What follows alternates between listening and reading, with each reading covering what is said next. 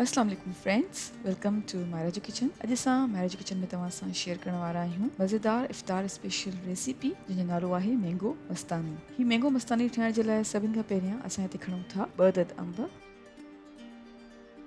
त हाणे असां पीसिस में कट कयूं था।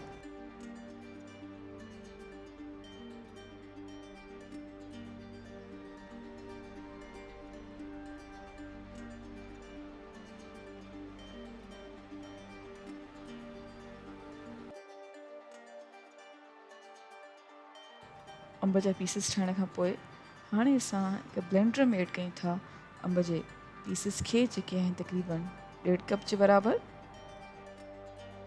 ऐं हाणे विझूं था वनीला आइसक्रीम 1/2 कप, खंडु विझूं था 1/4 कप, खीर विझंदासीं 1 कप।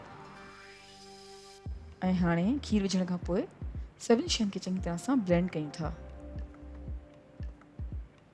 जी फ्रेंड्स, सभई शयूं चङी तरह सां ब्लेंड थी वियूं आहिनि।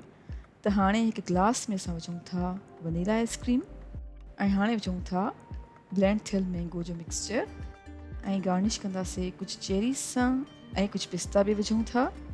ऐं असांजो मज़ेदार मैंगो मस्तानी बिल्कुलु तयारु आहे। उमेदु कयूं था तव्हांखे असांजी अॼु जी हीअ रेसिपी ज़रूरु पसंदि आई हूंदी।